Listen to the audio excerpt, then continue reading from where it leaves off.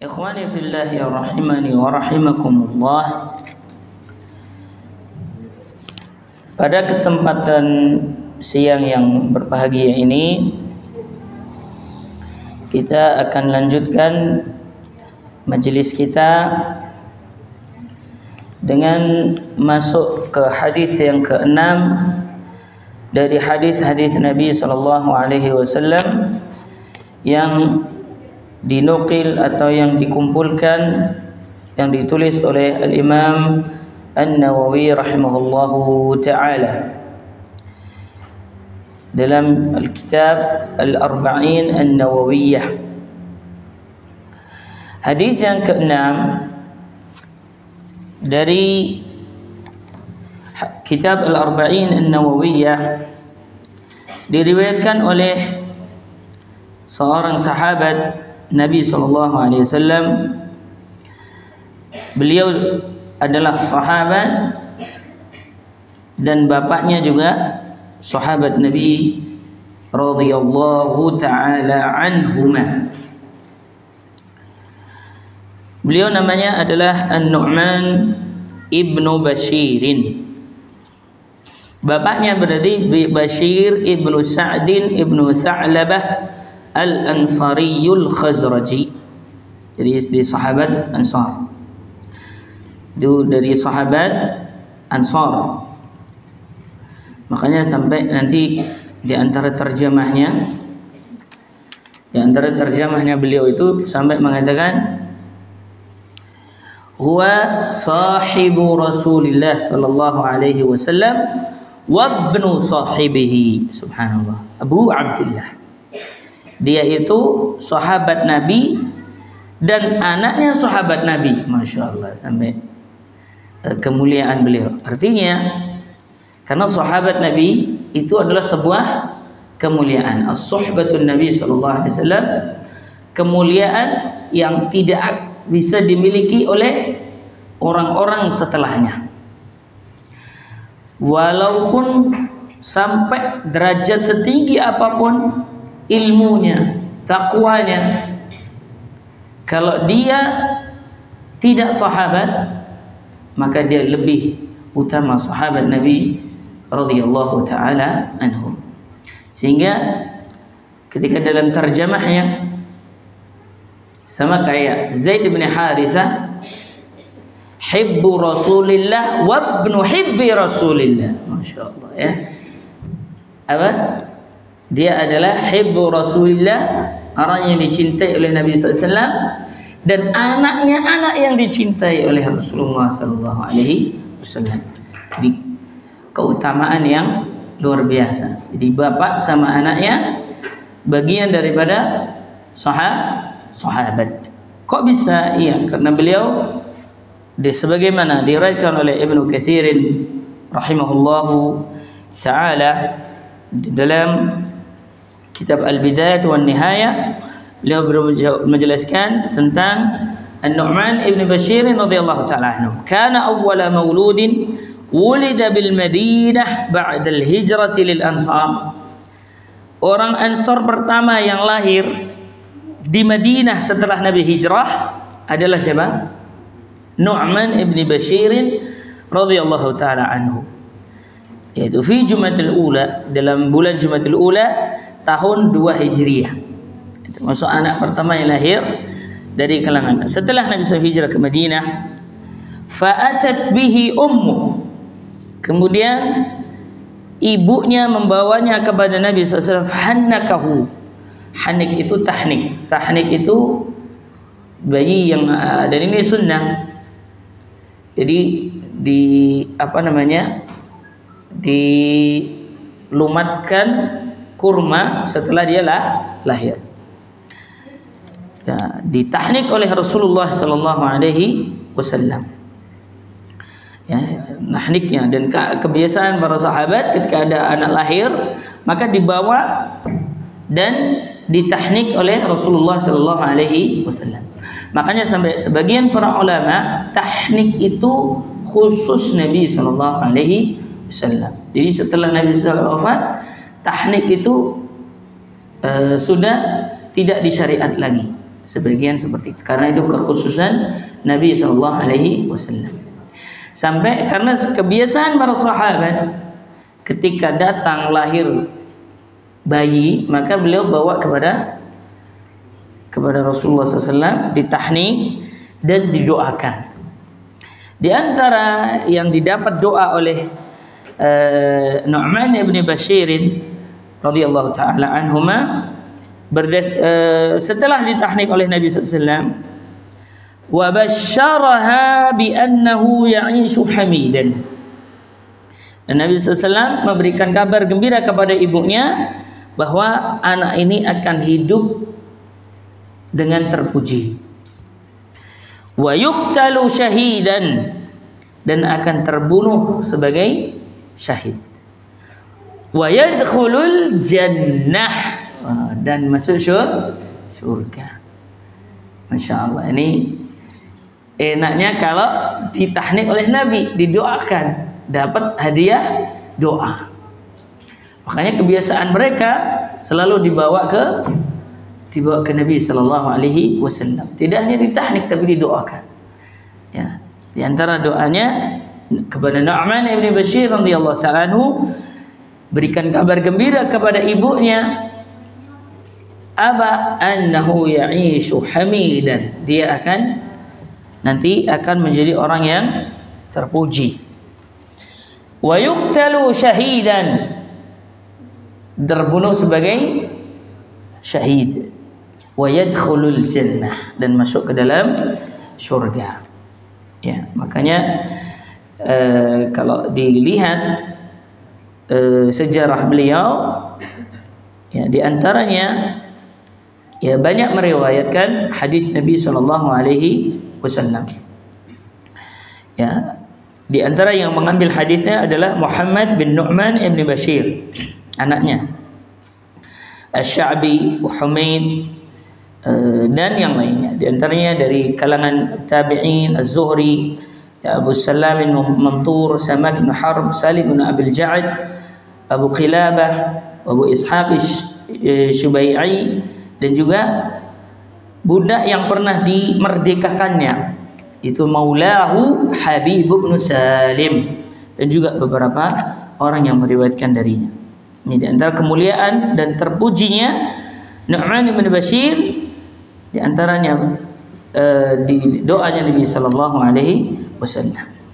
Dan termasuk umara, ya, pemimpinnya pada zaman Umayyah, Muawiyah, pernah menjabat gubernur Kufah, kemudian Damaskus, kemudian Hims. Ya, Damaskus, Hims itu sekarang Suriah. Ya, Suriah sekarang. Dimashq, Damaskus itu Suriah. Himsa juga Suriah. Tapi kalau Kufah itu sekarang apa? Irak. Ya, dulu sebelum menjadi terpisah-pisah menjadi negara-negara yang seperti sekarang, dulu termasuk wilayah kaum Khilafatul Muslimin, termasuk kekuasaannya kaum muslimin. Ya, nanti ada yang gubernur Mekah, gubernur ini Hijaz dan sebagainya. Ya, kemudian di antaranya yang di antara yang diberikan amanah oleh Nu'man bin Bashir, beliau menjadi gubernur di Kufah, kemudian di Damaskus, kemudian juga di Hims. Padahal Damaskus sama Hims, Khimsa, nggak tahu bahasa Indonesianya Khimsa itu bacanya gimana kemarin? Khims pokoknya, ya. Sekarang masuk ke bagian Suriah, termasuk Halab, ya, dan sebagainya. Ya. Di antaranya pernah menggantikan Niyabatul Kufah, ya, mengganti Kufah selama 9 bulan dan tinggal di Syam. Syam ini termasuk bagian Suriah. Syam itu sekarang 4 negara: Lebanon, Suriah, Palestina, kemudian Yordan, ya, Yordan. Ya, Yordan, bukan Urdun. Urdun bahasa Arabnya. Ya, Yordan. Setelah Fudalah bin Ubaid, di antara yang apa namanya yang dilakukan oleh beliau mengembalikan keturunan Rasulullah SAW ke Madinah dengan perintah Yazid. Ya, di antaranya daulah Muawiyah waktu itu, ya. Wa asyara ala Yazid bil ihsan, dan beliau juga yang mengusulkan untuk apa namanya ihsan, berbuat baik kepada alu Rasulullah sallallahu alaihi wasallam, keturunan atau keluarga Nabi sallallahu alaihi wasallam. Kemudian beliau berkata, amilhum bima kana yu'amilhum bihi Rasulullah sallallahu alaihi wasallam. Layakkanlah istilahnya, bermuamalah kepada mereka keturunan Rasulullah SAW sebagaimana Rasulullah SAW bermuamalah kepada mereka. Akhirnya di saat itu ahsana ilaihim akramahum wa amara bi ikramihim. Kemudian mereka berbuat baik kepada mereka, memuliakan, dan Yazid dikala itu adalah khalifah, dikala itu memerintahkan untuk memuliakan mereka. Ini antara yang pernah dilakukan oleh An-Nu'man ibnu Bashirin radhiyallahu taala anhuma. Beliau wafat pada tahun 65 Hijriah. Dalam riwayat yang lain, ada yang mengatakan 66 Hijriyah, sebagaimana disebutkan oleh Al-Imam Al-Zahabi dan juga yang lainnya, Ibnu Katsir dalam Syiar A'lamun Nubala dan juga Al-Bidayah wan Nihayah. Ya, sebutkan beliau meninggal tahun 65 Hijriyah. Dan hadis yang ke-6 ini banyak sekali riwayatnya, akan tetapi berdekatan maknanya atau semakna. Dan kata sebagian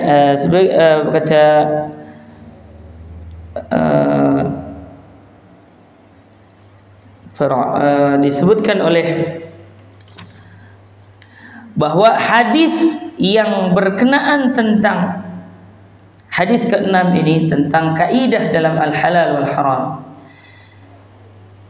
yang diriwayatkan oleh An-Nu'man ibn al-Bashir, as-sahhu riwayatin fil bab, yaitu riwayat yang paling sahih di dalam masalah bab ini. Itu hadis riwayat yang diriwayatkan siapa? An-Nu'man ibnu Bashirin radhiyallahu taala anhuma. Di mana riwayatnya? Beliau riwayatnya an An-Nu'man ibn Bashir radhiyallahu taala anhu qala sami'tu Rasulullah sallallahu alaihi wasallam. Ya. Ini sebagaimana perkataan tadi yang saya sebutkan tadi. Hadis ini riwayat Bukhari dan Muslim. Ya. Dan berkata Ibnu Rajab dalam kitab Jami'ul Ulum wal Hikam, beliau menjelaskan wa haditsun Nu'mani asahhu haditsil bab. Dan hadis Nu'man ini walaupun riwayatnya sangat banyak, riwayat yang paling sahih dalam masalah bab ini. Kata Ibnu Rajab Al-Hambali rahimahullah dalam kitab Jami'ul Ulum wal Hikam, sami'tu Rasulullah sallallahu alaihi wasallam. Dan kata sami'tu dalam hadis itu derajat tertinggi dalam pengambilan talaqil hadis. Karena kalau udah kata sami'tu itu berarti orang tersebut mendengarkan secara langsung. Nah, itu makanya derajat tertinggi dalam talaqil hadis.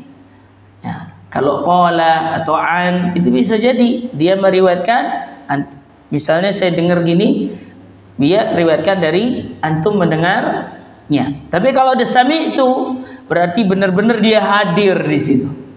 Sami'tu berarti kayak antum nih, berarti sami'tu. Nanti ada orang meriwayatkan di sana di luar, dengarnya dari antum. Qala Rasulullah sallallahu alaihi wasallam. Qala ustaz. Nah, dari antum. Tapi kalau sami'tu berarti dia datang di sini. Sehingga dia derajat tertinggi dalam dalam menerima hadis Nabi sallallahu alaihi wasallam. Ada nanti lebih ini lagi. Ya, qala Rasulullah. Biasanya jadi didengar dari sahabat yang lain. Tapi kalau udah sami'tu Rasulullah sallallahu alaihi wasallam, berarti dia hadir di situ. Berarti dia dengar langsung dari Nabi sallallahu alaihi wasallam. Yaqul, "Innal halala bayyinun." Sesungguhnya halal itu sangat jelas. Wa innal harama bayyinun. Dan sesungguhnya keharaman itu juga jelas. Ya, jelas. Makanya ada orang bertanya ini halal apa haram, itu ada dua versi. Satu, cari dalil supaya halal. Dua, memang dia pengen kejelasan dia benar halal atau haram. Pada asalnya halal itu jelas. Haram itu jelas. Tapi wa bainahuma umurun mushtabihat. Dan di antara keduanya dalam perkara itu ada yang halal haram itu ada mushtabihat. Artinya mushtabihat itu belum jelas, rancu. Ada 3 versi riwayat. Ada kata musyabbahat, wa bainahuma umurun musyabbahat, wa baina umurun mushtabihat, wa baina umurun mutasyabihat. Dalam 3 riwayat. Al-hadis riwayat Nu'man mushtabihat la ya'lamuhunna katsirun minan nas. Loh, kok beda Ustaz riwayat hadis? Iya. Karena seperti itu riwayat jalurnya beda. Dan riwayat hadis itu boleh riwayat bil makna. Kita meriwayatkan dengan makna itu boleh. Dan orang dengan lafaz-lafaz seperti itu yang berdekatan tidak berubah maknanya, berdekatan. Dan syarat orang harus apa? Siqah, ujul, kemudian kuat dalam segi hafalan dan juga kuat dari segi tulisan. Ya, tapi kalau rubah-rubah gitu nanti turun derajatnya. Ini kok beda-beda, atau di riwayat yang kuat-kuat begini kok jadi begini. Ini berarti orang ini hafalannya tidak bisa turun, jadi akhirnya kuat jadi dhaif. Karena apa? Dhaiful hifdz. Masya Allah, terjaganya hadis. Ya, dia bisa, tapi bisa jadi dia turun menjadi thiqah. Ya, dia menjadi tidak kuat, menjadi lemah. Faman ittaqa la ya'lamuhunna katsirun minan nas. Yang perkara-perkara rancu itu tidak diketahui oleh kebanyakan manusia. Berarti sebagian saja.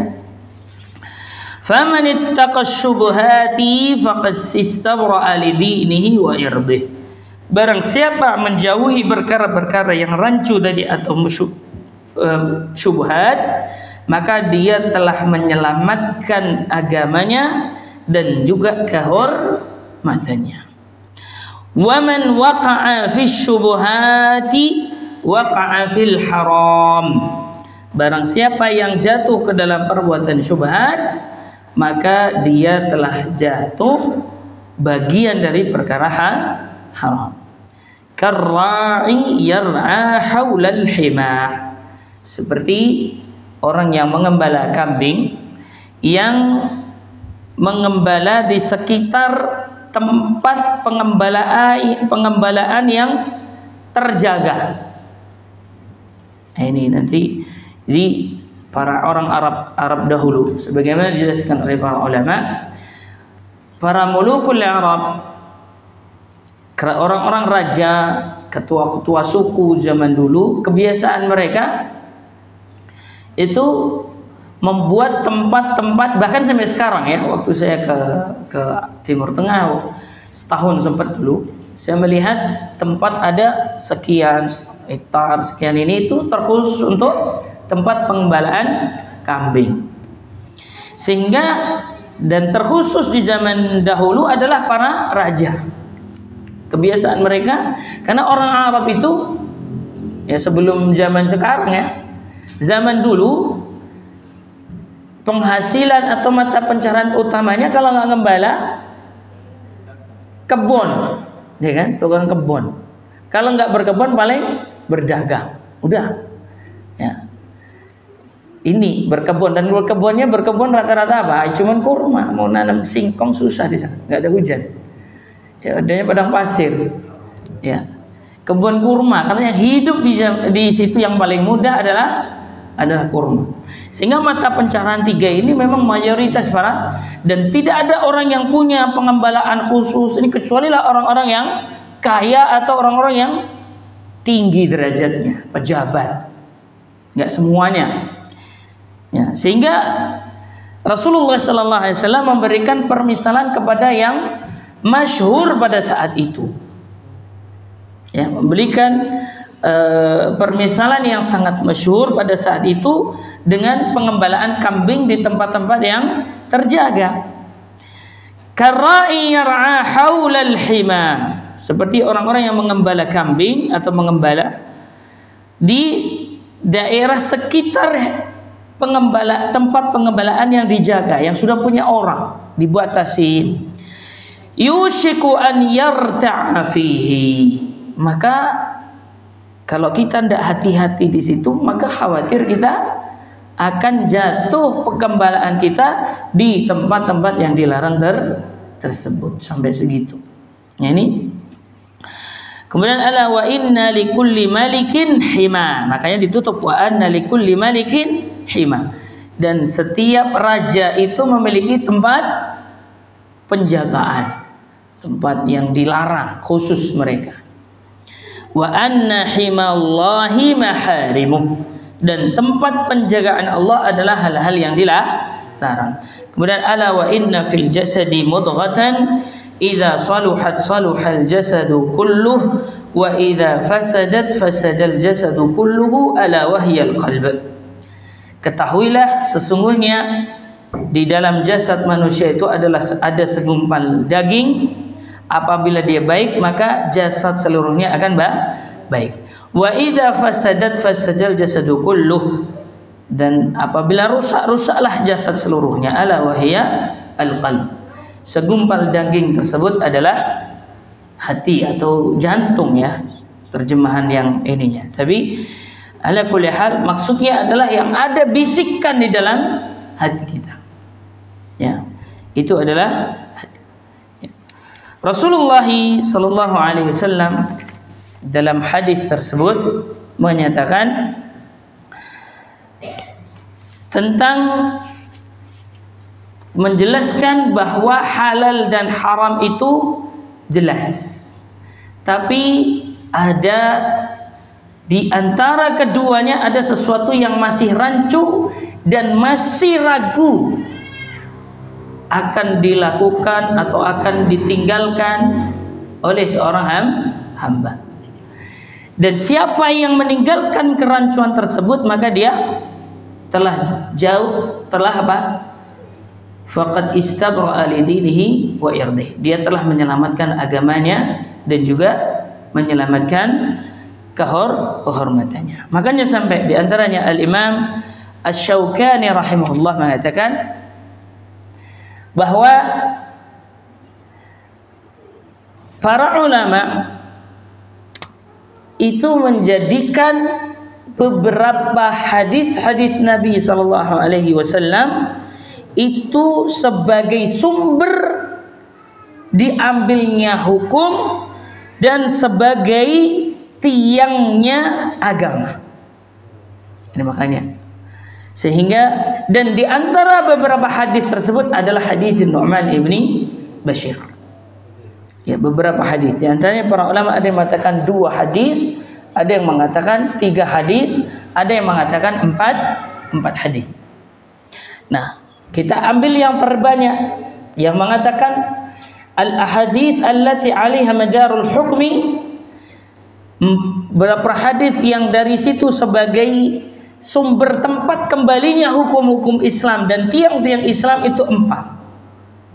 Di antaranya dulu hadis tentang innamal a'malu binniyat sebagai tempat kembalinya seluruh amalan-amalan hati. Disebutkan amalan hati, innamal a'malu binniyat wa inna malikulli imri'in ma nawa faman kanat hijratuhu, hadis. Ini di antara 4 hadis yang dijadikan sebagai tempat kembalinya hukum-hukum dan juga tiang-tiang Islam, pondasi-pondasi Islam. Kembali ke 4 hadis. Pertama hadis innamal a'malu binniyat sebagai tempat kembali dari seluruh amalan-amalan hati. Kemudian hadis Aisyah radhiyallahu taala anhu dalam hadis yang sudah kita bahas sebelumnya, man 'amila 'amalan laisa 'alaihi amruna fahuwa raddun. Siapa saja yang beramal yang bukan dengan bagian kita, maka amalan tersebut tertolak. Dan ini tempat kembalinya amalan-amalan zahir. Kalau kita amalan hati, ingat hadisnya siapa? Kalau Umar bin Khattab, ketika ibadah yang zahir, ini syariatkan atau tidak? Ingat hadisnya Aisyah radhiyallahu taala. Ya, tinggal lihat ada dalilnya atau tidak. Ini ada dalilnya atau tidak? Kalau nggak ada dalilnya, sudah tinggalkan. Kenapa? Al aslu fil ibadati haram tauqifiyah. Hukum asal ibadah adalah haram selama adanya kecuali adanya dalil. Ini. Maka ketika kita ibadah zahirnya sudah amalan hatinya ditimbang dengan hadis Umar bin Khattab, amalan zahirnya ditimbang dengan apa? Hadis Aisyah radhiyallahu taala anha, ditimbang halal dan haramnya, maka dengan dilihat dengan hadis Nu'man ibn Bashir radhiyallahu taala anhu. Ya, makanya sampai Imam Syaukani rahimahullah berkata, umdatud dini indaha kalimatun mustanadatun min qawli khairil bariyah utruki syubuhati wazha wada' ma laysa ya'nika wa'malan biniyah. Tiang agama itu ada beberapa kalimat yang diambil dari hadis Nabi. 1, utruki syubuhat, maksudnya hadis Nu'man. Kemudian wazhad wada' ma laysa bi'aini, ini dalam hadis lain, min husni islamil mar'i tarkuhu la yani. Kemudian wa'malan biniyah, dan beramalnya dengan niat. Maksudnya dengan hadis Umar bin Khattab radhiyallahu ta'ala anhu dengan innamal a'malu bin niyat. Ya, itu diantara sebagai timbangan kita tentang al-halal dan juga al-haram. Ya.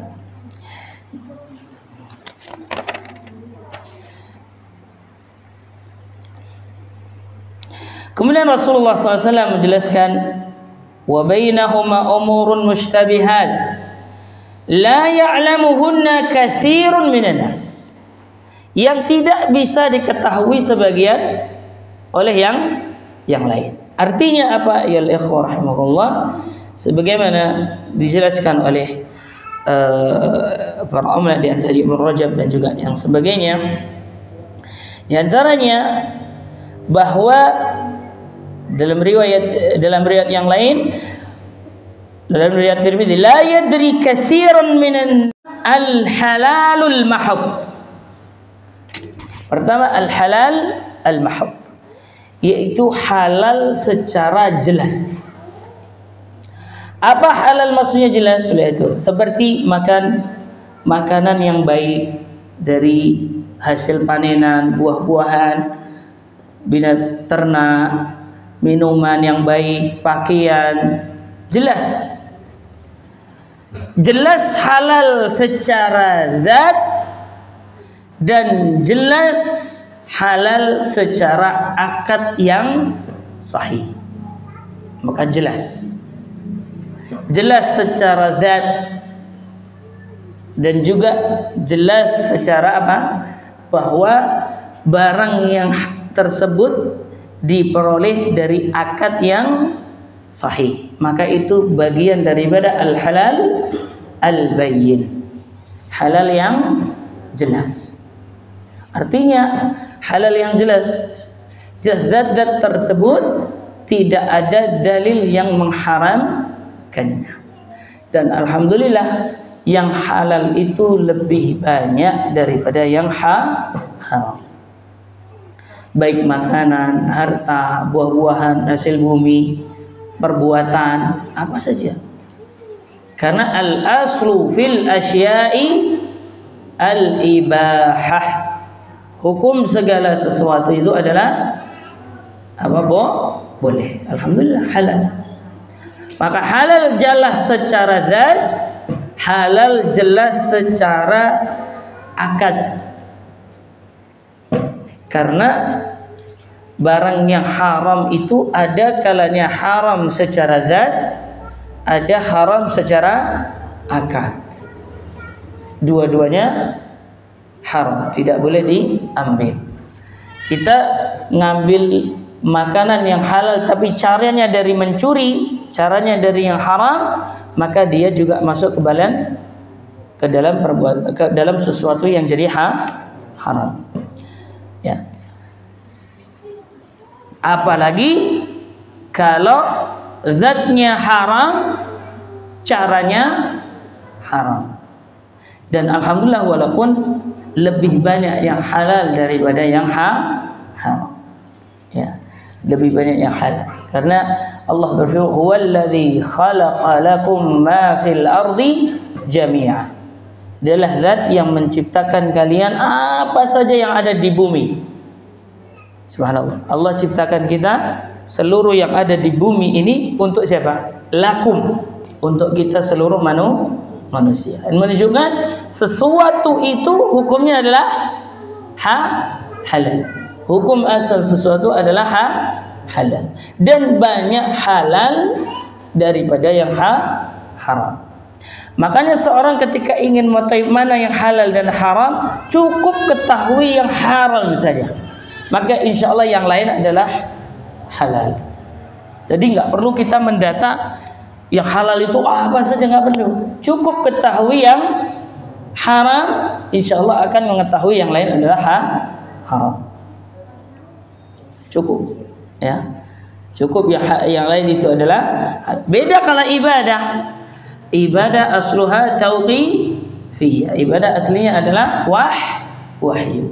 Tapi kalau segala sesuatu halal atau haram aslinya adalah mubah. Ya, makanya bagian sesuatu itu ada 3. Sesuatu itu dibagi menjadi 3. Kata ini. Yang pertama adalah al-halalul mahad. Halal yang jelas. Apa halal yang jelas itu? Halal yang jelas baik secara zat maupun secara akad. Apakah diperolehnya dari akad yang sahih, yang benar atau tidak. Kita dapat makanan pisang halal tapi dari buat hasil riba. Nah, kamu ngutangin saya 100.000, syaratnya 2 pohon pisang itu buat saya utang, ya haram. Padahal pisang. Kenapa dia halal tapi dengan cara kasab, halalun kasab. Itu haram tapi diambil dari cara yang tidak benar, maka hal tersebut menjadi haram. Kemudian bagian yang kedua adalah al-haramul mahad. Al-haramul mahad. Al-haramul mahad, haram secara jelas. Ini kebalikannya yang pertama. Baik secara haram secara zat atau haram secara cara yang dilarang tegas, yang dilarang oleh syariat. Maka itu juga haram secara jelas. Haram secara zat maitah, makan bangkai. Ya, bangkai itu apa? Ma ukhidha min ma ukhidha wa huwa hayyun. Sebagian ulama menjadikan bangkai itu adalah sesuatu yang diambil dalam keadaan hidup. Sapi tangannya dipotong langsung hidup, maka dia bangkai. Walaupun seger dia. Nah, walaupun seger maka dia bangkai. Jadi walaupun diperjelas dengan surat Al-Maidah, hurrimat alaikumul maitatu wad-damu wa lahmul khinzir wal munkhaniqatu wal mawqudatu wal murtaradiyatu, yang terbangkai itu diperinci dalam Al-Qur'an, yang mati tidak disembelih, yang mati serudukan, yang mati jatuh, yang mati ini. Tapi ala kulli hal, di antara yang bangkai yang ditafsirkan oleh para fuqaha adalah ma ukhidha min wa huwa hayy, yang diambil dalam keadaan hidup. Ya. Karena kalau hidup dia berarti tidak disembelih.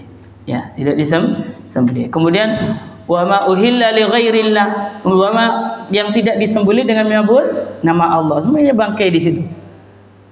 Ya, dan itu sedikit. Kalau lihat coba, uhilla hurrimat alaikul maitatu waddam wa lahmul khinziri wa ma uhilla li ghairillah wal munkhaniqah wal mawqudah wal mutaraddiyah wan natihatu wa ma akala as-sabu'. Ya. Hurrimat alaikul maitah, haramkan atas siapa? Bangkai. Waddam, darah.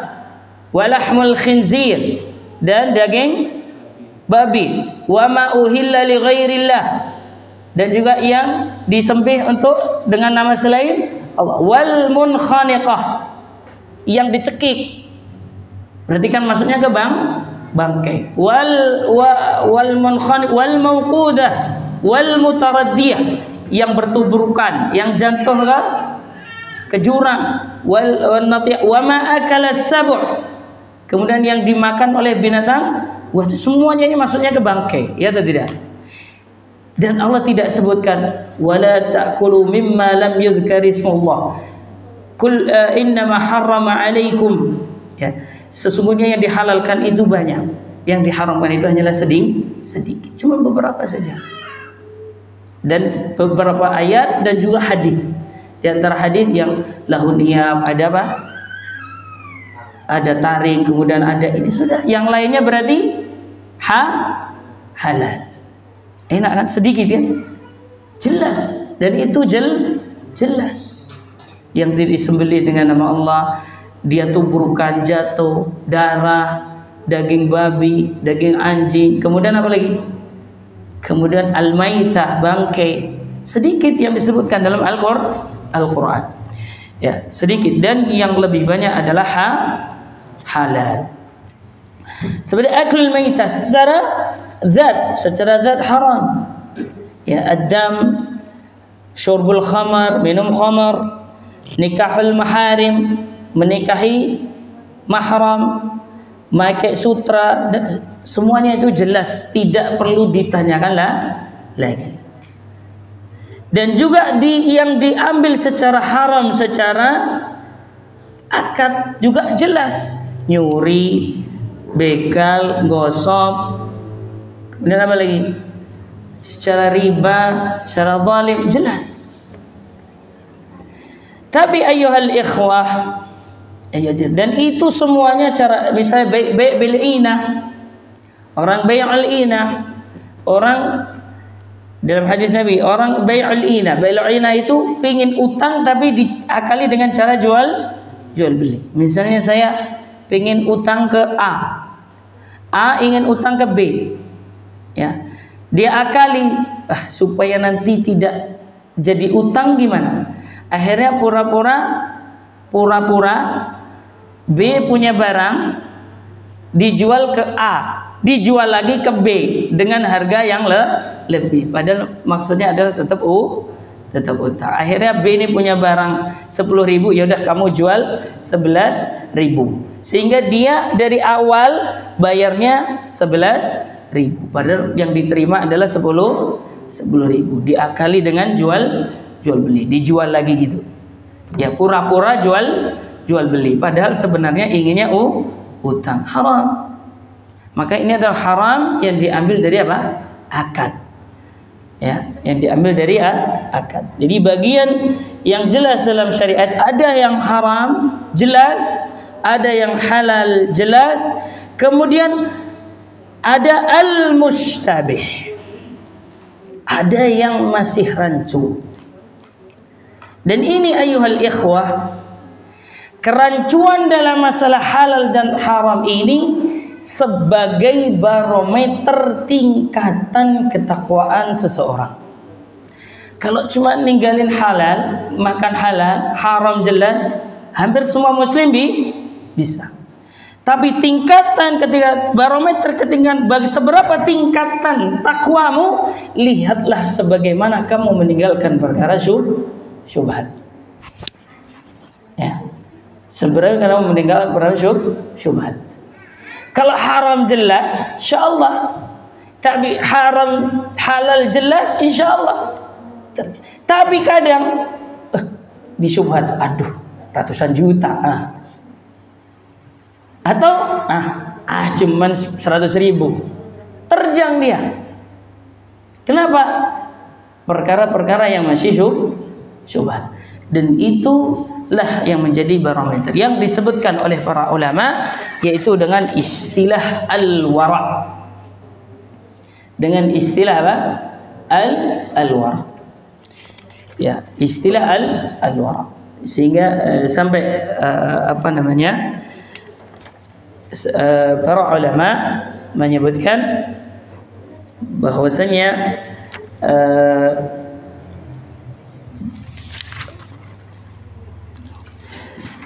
di antara para ulama menyebutkan bahwasanya tidaklah seseorang itu dikatakan ketakwaannya. Ini kita bacakan beberapa perkataan para ulama tentang pentingnya seseorang menjaga dari perkara syubhat.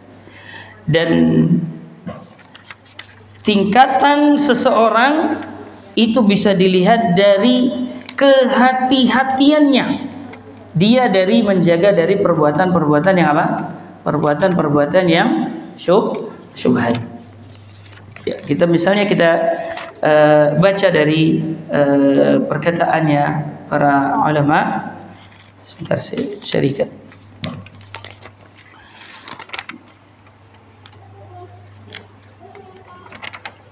Ya, di antaranya tidaklah seorang itu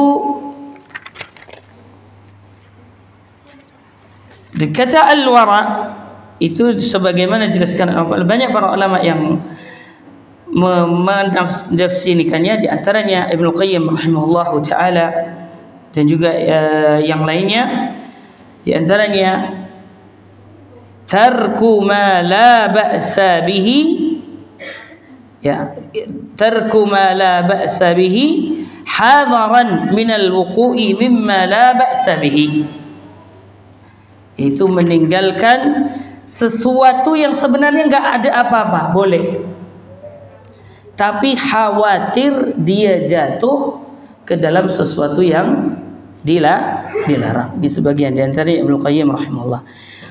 Di antaranya juga Al-Jurjani mengatakan al-wara ijtinabus syubhat khaufan minal wuqu'i fil muharramat. Menjauhi perkara syubhat, khawatir jatuh ke dalam perkara yang haram. Makanya kenapa para ulama dalam misalnya membagi ada wajib.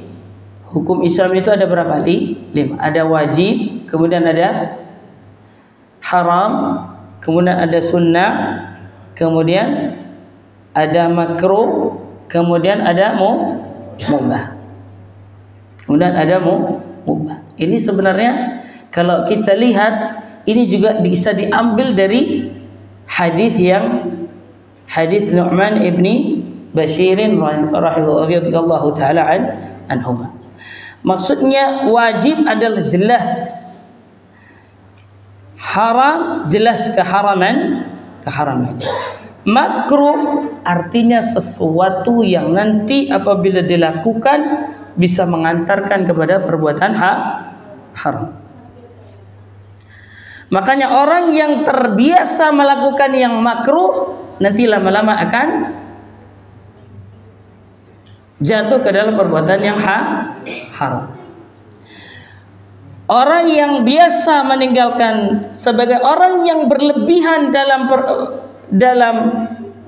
perbuatan, dalam mengambil perkara halal, nanti juga bisa jatuh ke dalam perbuatan haram. Dan itulah yang disebutnya tarkus syubhat, meninggalkan atau mengambil sesuatu halal dengan tidak melampaui batas, dan juga apa? Meninggalkan perkara-perkara yang bisa mengantarkan perbuatan yang haram. Makanya Allah SWT dalam firman ketika menyebutkan yang halal-halal, tilka hududullahi fala ta'taduha. Itulah batasan-batasan Allah, janganlah kamu melampaui batas darinya. Makan, kalau makannya melampaui batas, jadi apa? Padahal halal atau tidak? Halal. Fala ta'taduha. Itulah batasan-batasan halal Allah. Fala ta'tadu. Janganlah kalian melampaui batasnya. Begitu juga ketika menyebutkan hal yang haram, tilka hududullah fala taqrabuha. Itulah batasan-batasan Allah. Ketika menyebut perkara haram, itulah batasan-batasan Allah. Fala taqrabuha. Janganlah kalian mendekatinya. Dan itulah sebenarnya adalah apa? Tarkus syubhat. Meninggalkan sesuatu yang syubhat, yang rancu.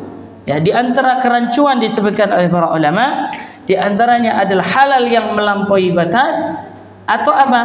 Perkara-perkara yang dibenci yang bisa mengantarkan suatu perbuatan yang haram. Ya.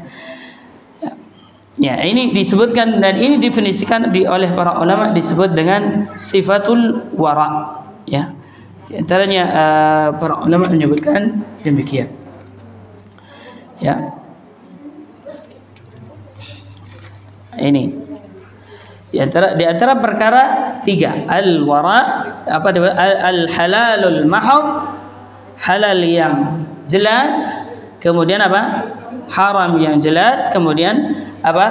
Al-mushtabihat, atau perkara yang masih rancu. La ya'lamuhunna katsirun minan nas, yang tidak bisa diketahui oleh manusia.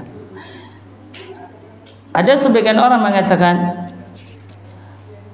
ya, saat kita misalnya kita meninggalkan sesuatu yang boleh sebenarnya, tapi meninggalkan halal, tapi supaya kita terjaga kehormatan kita, boleh atau tidak? Kalau memang meninggalkan halal perkara yang boleh tersebut karena udzur, ya, maka itu disebutkan para ulama dibolehkan masuk ke dalam hadis tersebut. Makanya dalam hadis, faman waqa'a fi syubhat waqa faqad istabra'a li dinihi wa irdihi. Siapa yang jatuh ke dalam, siapa yang meninggalkan syubhat, maka dia telah menyelamatkan agama dan kehormatannya. Misalnya kehormatan, karena Islam juga menganjurkan kita untuk menjaga kehormatan kita. Ya, makanya kita nggak boleh, alah, apa kata orang, sementing saya enggak, ya, nongkrongnya di tempat-tempat naudzubillah pelacuran misalnya, pakai jubah, pakai peci, duduknya nongkrong di situ ngopi, nggak boleh juga dalam Islam. Kenapa? Karena kita diperintahkan untuk menjaga kehormatan kita.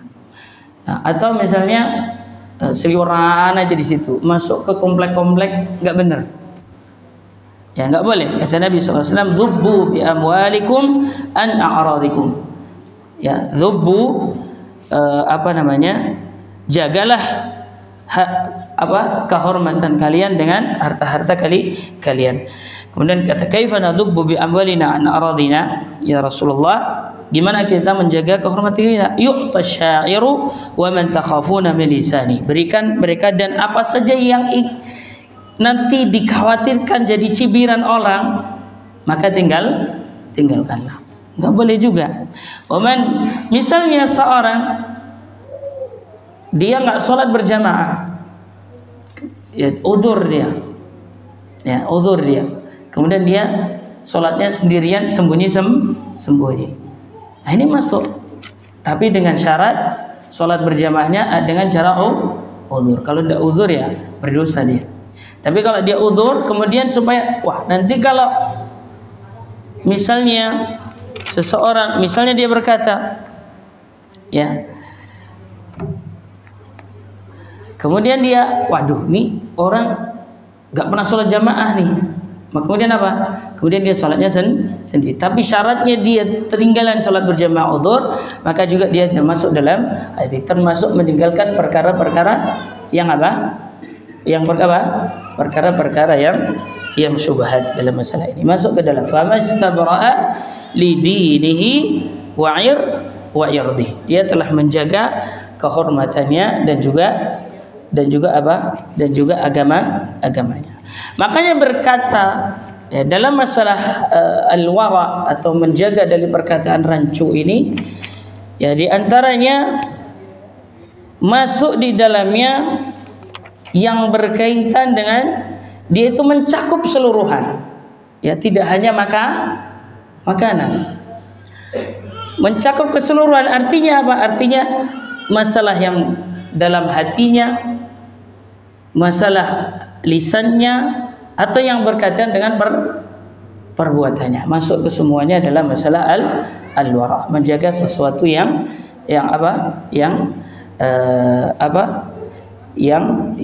dirancu. Akan tetapi bukan berarti kemudian seorang meninggalkan sesuatu yang menurut dia rancu, tapi kemudian justru meninggalkan sesuatu yang jelas, maka ini juga tidak dibenarkan. Ya, dia meninggalkan yang rancu-rancu, tapi yang halal jelas nggak diambil, kemudian yang haram jelas diterjang, maka ini juga tidak termasuk dalam meninggalkan syubhat, atau juga disebutkan dalam meninggalkan apa? Tidak dijelaskan, tidak masuk ke dalam meninggalkan apa? Perkara-perkara syubhat. Artinya jelas, yang halal kita ambil, yang haram kita ambil, dan juga baru kita tinggalkan perkara-perkara yang syubhat. Sebagaimana kata al-wara, meninggalkan perkara syubhat itu juga dalam keadaan sendiri atau banyak, atau sendiri atau dalam keadaan ramai, atau banyak atau sedikit. Ya, kalau sedikit syubhat nggak diambil, kalau banyak diambil. Ya bukan orang yang orang yang menjaga perkara syubhat. Atau dalam keadaan sendiri diambil, tapi kalau rame-rame enggak, semuanya jaiz. Nah, ini juga tidak masuk ke dalam perbuatan, kan? Artinya mencakup dalam keseluruhan, ya, keseluruhan. Artinya baik dalam sedikit maupun banyak, maupun juga dalam keadaan sendiri ataupun dalam keadaan apa? Dalam keadaan ramai, ya, dalam keadaan ramai.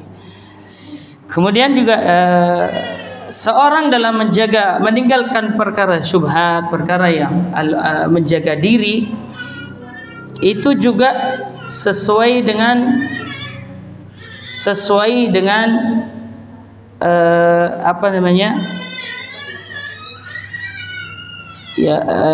perkara sesuai dengan keadaannya, sesuai dengan keadaan masing-masing. Ada yang antara seorang dan yang lain itu beda. Seorang alim berbeda dengan seorang yang biasa. Seorang yang tua berbeda dengan seorang seorang yang orang yang masih kecil. Maka di antara kewaraan menjaga seseorang, penjagaan seorang kepada hal-hal yang orang yang kecil gak berkata dengan sesuatu perkara-perkara yang besar. Makanya disebutkan para ulama, min wara'il alim an yatakallam. Di antara bentuk kewaraan seseorang alim itu dia berbicara. Dan wa min wara'il jahil an yaskut. Dan termasuk kewaraan atau seorang yang tidak berilmu itu dengan cara diam. Ini di antara kadang diamnya kita ini juga harus apa? Diamnya kita ini adalah juga bentuk apa? Bentuk tingkatan ketakwaan di kita. Karena dengan kita diam dan berbicara itu apa? Kita mengerti kadar dan juga kapasitas seorang diri kita masing-masing. Ya, ala kulli hal, bahwasannya hadis yang mulia ini sebagai barometer kita, ya, tidak hanya kita mengambil sesuatu yang halal jelas, tidak juga meninggalkan sesuatu yang haram secara jelas, tapi juga kita meninggalkan sesuatu yang belum jelas kehalalannya dan juga belum jelas keharamnya, atau yang disebut dengan perkara syubhat.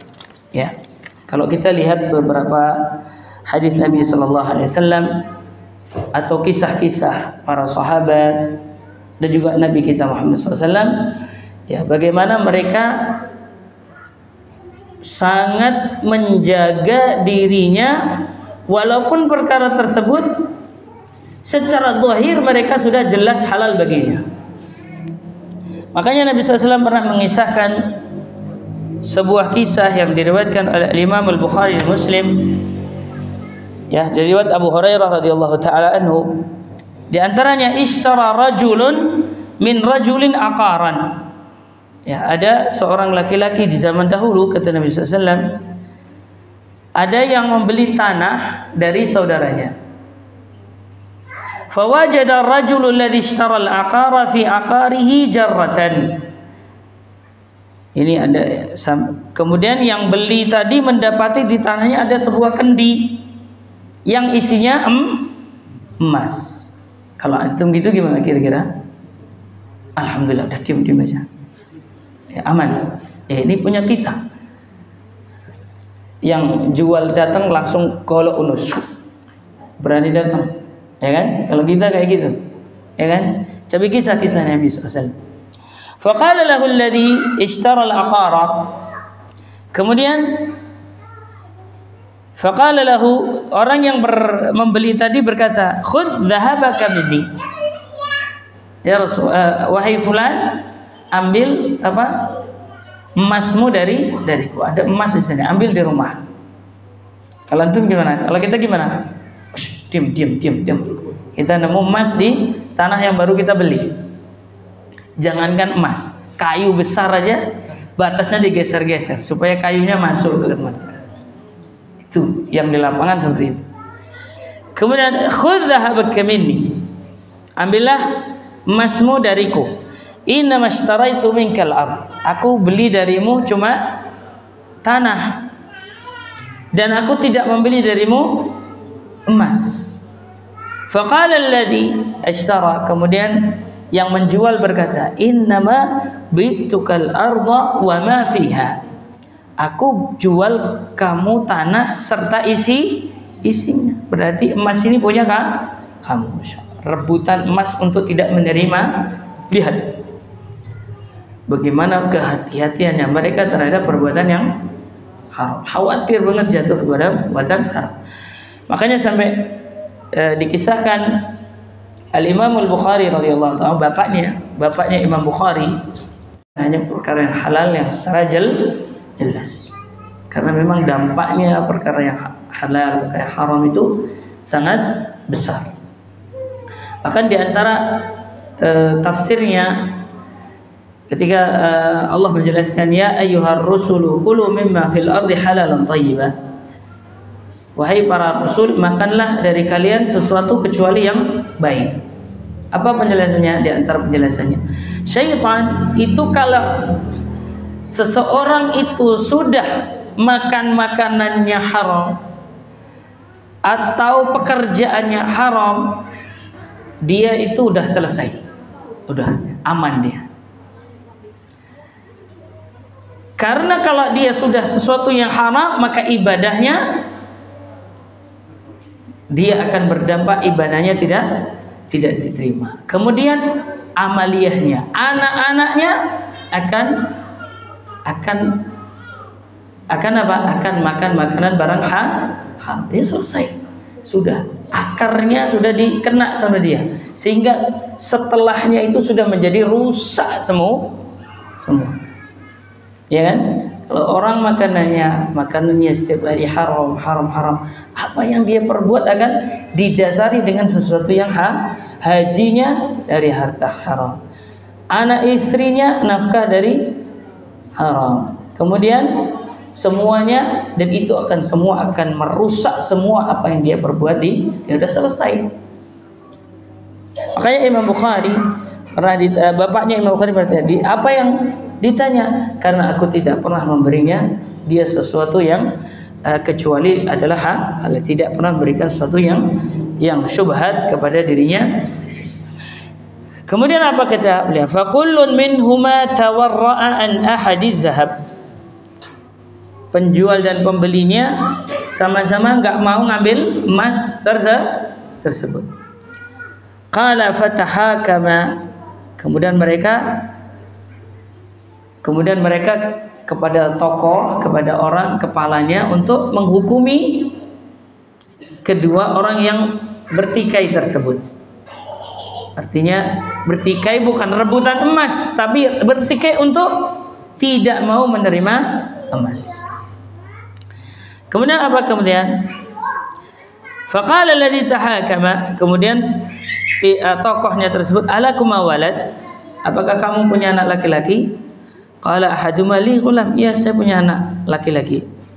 Kemudian tanya lagi, kamu punya anak perempuan? Iya saya punya anak perempuan.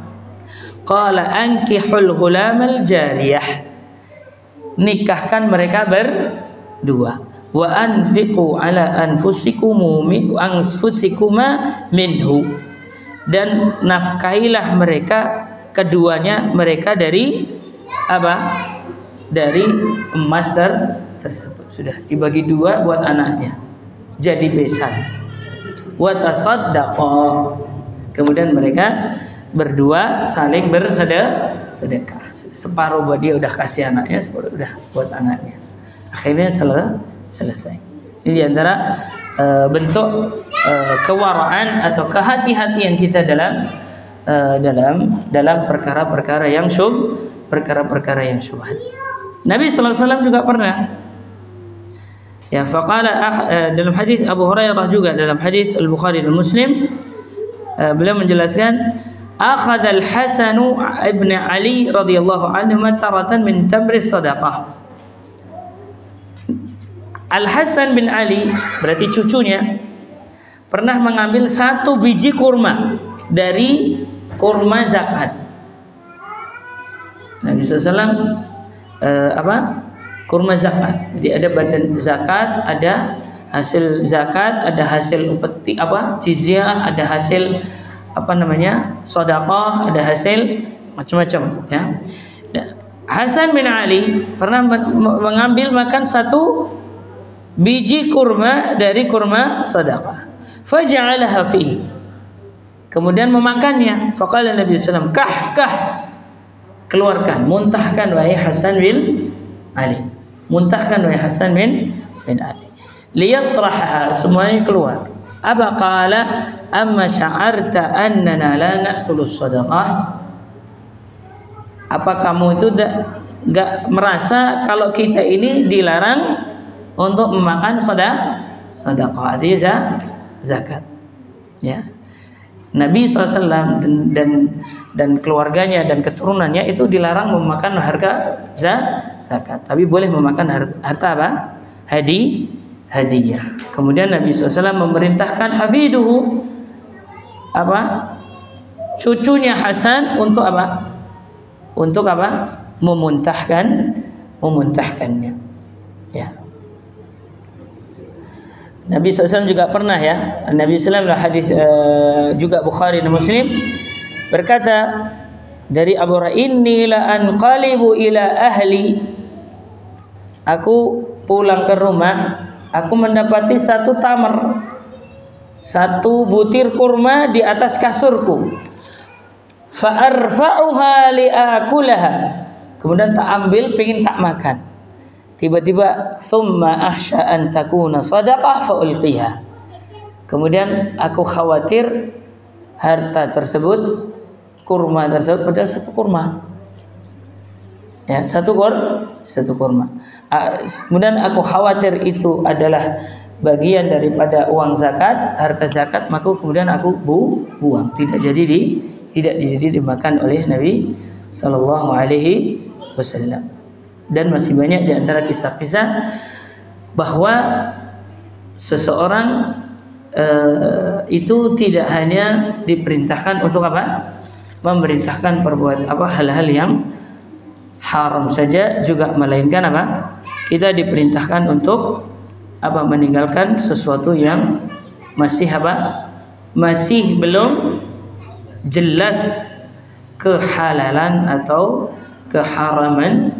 Ya, kalau tidak tahu ya sudah tanya. Ya.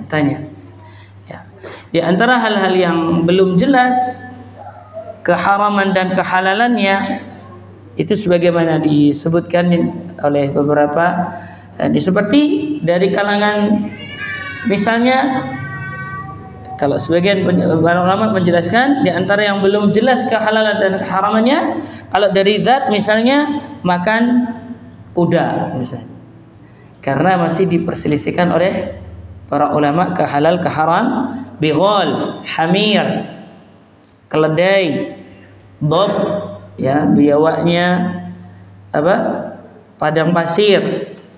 Nah, kemudian di antara yang diperselisihkan oleh para ulama kehalalannya, ini juga di antara perkara-perkara yang masih rancu. Ya, di antaranya seperti itu. Kemudian ini di antara tafsiran sebagian para ulama. Intinya adalah sesuatu yang belum jelas secara zat itu halal atau secara kasab atau secara akad, hal tersebut itu adalah halal, maka itu bagian daripada bagian daripada perkara-perkara yang masih syubhat. Maka ketika kita meninggalkannya, maka kita telah berlepas diri dan menjaga agama kita. Ya, tapi kata Nabi, la ya'lamuhunna katsiran minan nas. Tidak diketahui oleh kebanyakan manusia, berarti sebagian manusia tahu. Maka ketika kita ada kerancuan tersebut, maka kita kembali kepada ahlul ilmi yang mengetahui apakah tersebut halal atau hal tersebut adalah haram. Kemudian ayyuhal ikhwah, ketika kita meninggalkan perkara-perkara yang syubhat, itu bukan berarti kita selalu was-was. Berbeda antara was-was dengan apa? Dengan kita berhati-hati dengan perbuatan yang haram. Ya, makanya Imam Bukhari rahimahullahu taala setelah menyebutkan hadis tentang hadis diantaranya hadis Nu'man, kemudian setelah itu mengambil bab man lam yaral waswasa wa nahwiha minasyubhat, bahwasanya bab siapa saja yang tidak bisa melihat antara waswas dari syubhat. Artinya supaya ini loh yang syubhat dan ini yang waswas. Dan beliau memberikan beberapa hadis, di antaranya hadis apa? Hadis Ubbad ibni Tamim Ambih. Ya, di antaranya bentuk waswas itu terlalu berlebih-lebihan dalam meneliti kehalalan seorang. Ya, berlebih-lebihan di dalam mengusut sesuatu, berlebih-lebihan.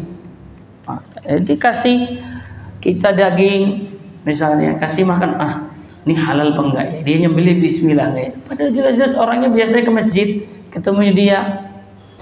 Nah, ini diantara bentuk berlebih-lebihan. Maka ini diantara bentuk was-was. Maka enggak perlu beda antara was-was dengan memang sesuatu yang masih syubhat. Berlebih-lebihan dengan meneliti apakah dia selalu di ini. Ya, dia dapat dari saudaranya, wah, dia ini benar-benar ini enggak. Maka dia tidak. Ketika kita memang hal tersebut adalah sesuatu yang jelas secara zahir adalah baik dan halal, maka ya sudah. Maka kita hukumi secara zahir. Ya. Kemudian di antara bentuk misalnya sebagaimana disebutkan ya Ibnu Hajar rahimahullah, ya Ibnu Hajar rahimahullah, di antara bentuk waswasah adalah sebagaimana disebutkan Ibnu Hajar dalam Fathul Bari, wara'ul muwaswisin kaman yamtani' man akala as-sayda khasyata an yakuna as-sayda kana lil-insani thumma aflata minhu. Dia berburu, setelah dapat buruannya gak jadi dimakan gara-gara jangan-jangan ini punya orang lepas. Terlalu apa? Was-was. Nah, bukan juga seperti itu. Ya, maka hal-hal seperti itu. Atau misalnya kaman yatruku syira'an yahtaju la yadri amaluhu haram am haraman. Kaman yatruku syira', beli sesuatu dari orang yang belum kenal. Kemudian ini hartanya ini halal apa haram. Padahal jelas yang dibeli, jelas adalah perkara tersebut adalah tidak ada yang menunjukkan hal yang Misalnya jual orang mikul cowek apa gitu biasanya. Ini tadi belinya halal apa haram. Ada hartanya, jangan-jangan nyuri lagi. Enggak perlu seperti itu. Ini namanya was. Bagaimana? Bukan berarti juga seperti Az-Zarkashi juga menyebutkan di antara contoh was-was, ya ini yang tidak perlu yang tidak perlu ini bagian daripada was-was. Misalnya adalah lau halafa la yalbas ghazla zawjatihi faba'at ghazlaha fawahabathu ats-tsaman. Seorang bersumpah misalnya untuk tidak memakai barang istrinya. Sudah, saya bersumpah saya tidak pakai misalnya motor istri ini karena dia yang beli. Tiba-tiba setelah itu faba'at, kemudian dijual sama istri tersebut dan diberikan kepada suaminya, tapi diberikan dengan bentuk uang. Kemudian dia tidak mau memakannya karena dia pernah bersumpah tidak mau memakai punya istrinya. Maka fa inna tarkahu laisa biwara' bal waswas. Maka meninggalkan atau tidak memakannya pemberian istri tersebut berupa uang itu, maka bukan bagian daripada apa? Bagian daripada al-wara', sesuatu yang syubhat bagi dia, tapi bagian daripada apa? Bagian daripada was. Nah, ini ya makanya Al-Imam Al-Bukhari rahimahullah taala setelah menyebutkan hadis lamma dzakara Nu'man bin Bashir wa dzakara lahu ba'd tatbiqatihi, mengambil bab waswas, kemudian memberikan beberapa gambaran bagaimana perbedaan antara waswas dan syubhat. Di antaranya hadis Ubbad bin Tamim, ada yang syaka ila Nabi sallallahu alaihi wasallam ar-rajulu yajidu fis salati syai'an. Ya, dia merasa dalam sholatnya itu keluar sesuatu. Ya, aku merasa aku kayak mau batal sholatnya. Kemudian ayaqta'u sholat. Kemudian bertanya kepada Nabi, apakah ketika aku merasa sesuatu itu rasa batal atau tidak, itu apakah sholatnya saya putuskan ya Rasulullah? Kemudian apa kata Nabi? La, tidak, hatta yasma'a sautan au yajidari han, kecuali kamu mendengar sesuatu, artinya dengar kentutnya, atau kamu mendapati baunya. Artinya ketika tidak ada qarinah, tanda-tanda yang menyebabkan, maka itu tidak perlu kita was-was. Juga hadis Aisyah radhiyallahu anha, anna qauman qalu ya Rasulullah inna qauman ya'tunana bil laham. Ada seorang Nabi SAW, Aisyah berkata, ya Rasulullah, anna qauman qalu ya Rasulullah, sesungguhnya ada orang yang ngasih kita daging. La nadri anadhkuru ismallahi alaihi am la. Kita enggak tahu dia bismillah atau tidak. Kemudian apa kata Rasulullah SAW? Sammallahu alaihi wa kulu. Ya, bismillah lah, bacalah bismillah dan makanlah daging tersebut. Artinya ini adalah bagian daripada was-was. Artinya syubhat itu ada qarinah yang jelas. Misalnya memang ini harta antara sebagian halal, sebagian haram. Ini belum jelas kepemilikannya. Ini misalnya, ini ada sesuatu yang jelas ada qarinahnya, itu adalah bagian daripada syubhat. Maka kalau tidak ada qarinahnya secara jelas, maka kita tidak juga membolehkan. Maka itu bagian daripada apa? Was-was. Yang kayak kata Ibnu Taimiyah rahimahullahu taala anhu, orang yang yang meninggalkan sesuatu yang sudah halal kejelasannya, ini ya jahalah, ya bodoh, ya kita nggak ada, bukan begitu.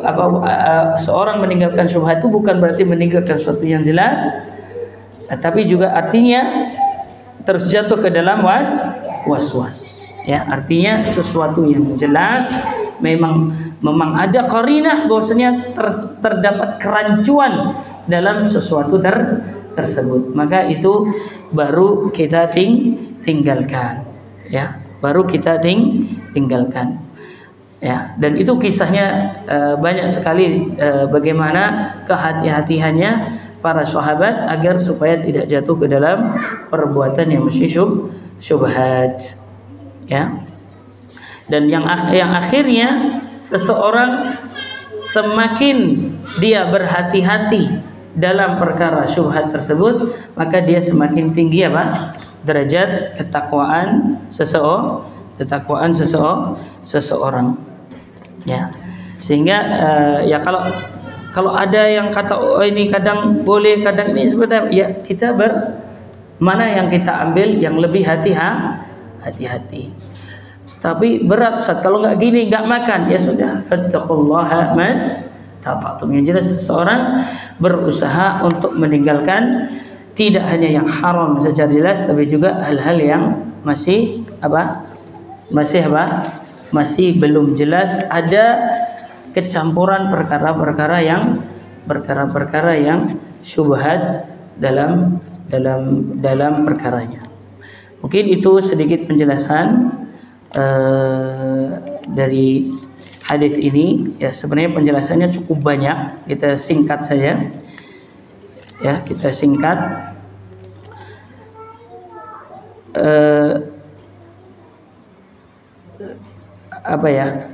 Ini ada beberapa pertanyaan, sudah masuk asar tapi gimana ini? Kita baru jawab sedikit ya, 5 menit, gimana? Ya, kita jelaskan sedikit. Ada pertanyaan, jelaskan kembali tentang niat meminjam dengan akad jual beli. Nah, ini bai'ul inah yang dijelaskan oleh Nabi SAW. Intinya misalnya saya ingin butuh duit 10.000, misalnya 10.000. Kemudian saya pinjam ke A ke ini misalnya, ke A ke misalnya ke Ustaz Rabi. Nah saya kemudian kalau utang nanti kan saya kalau utang 10.000 bayar 11.000 kan riba. Caranya gimana? Akhirnya Ustaz Rabi dengan misalnya bawa buku, dia saya jual tapi pura-pura saya jual ke Ustaz Rabi apa?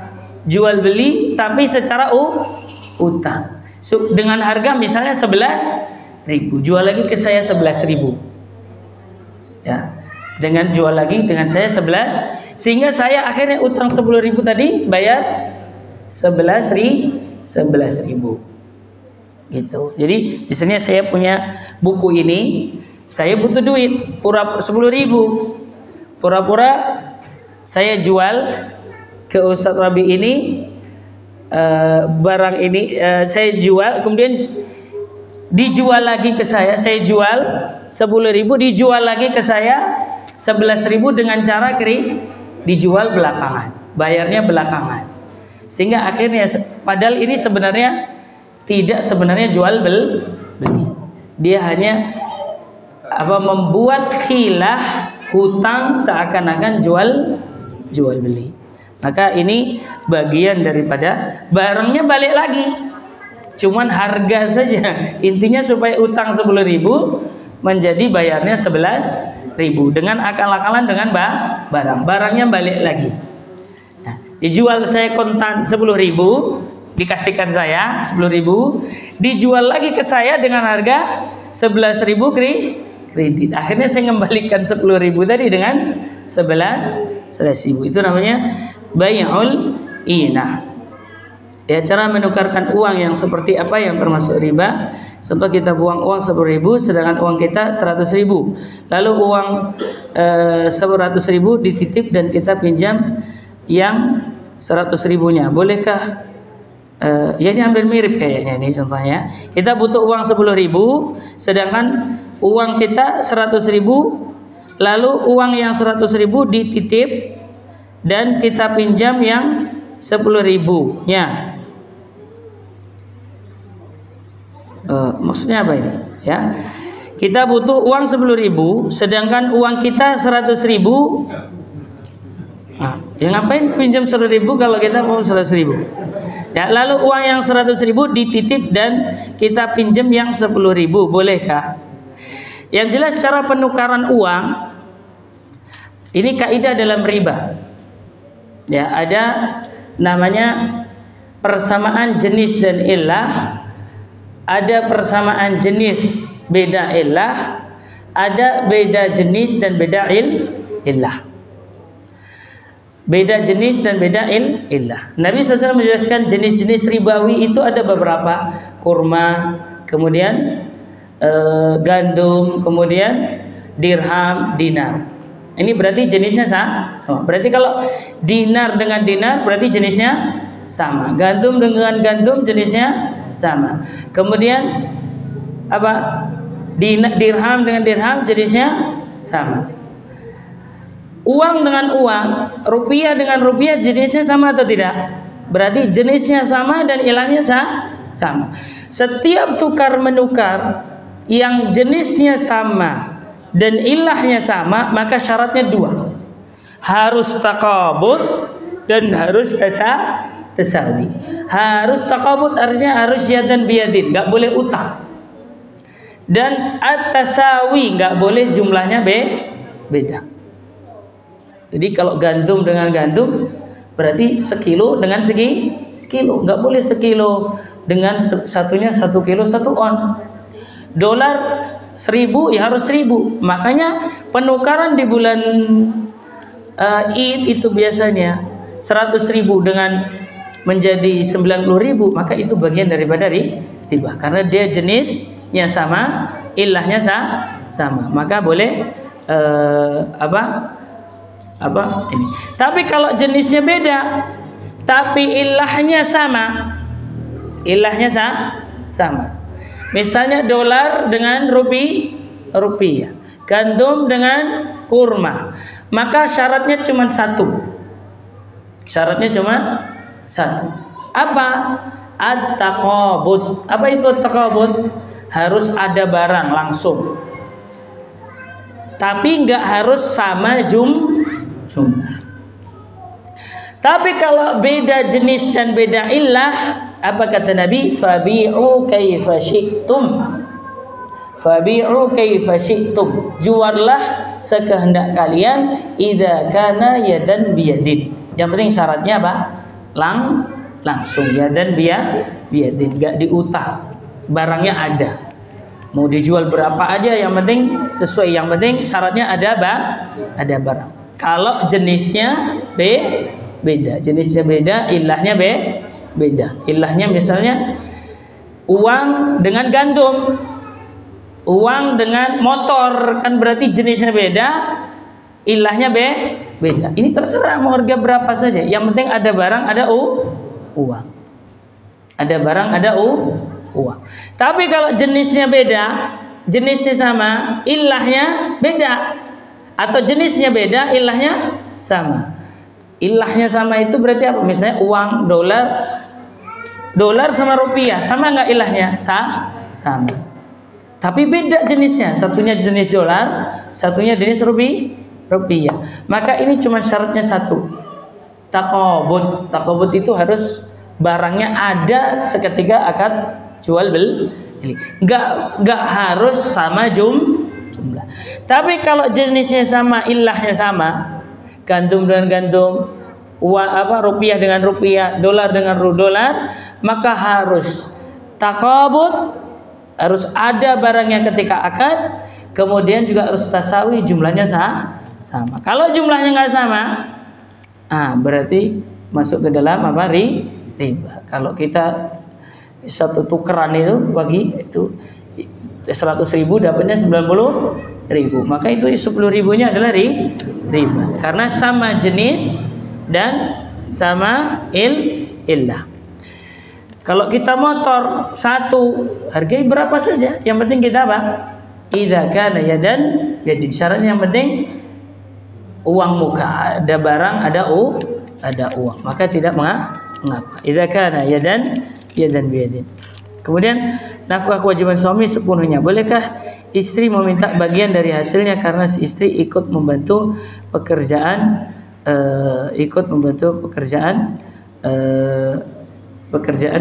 suaminya? Nafkah adalah yang jelas apa ya?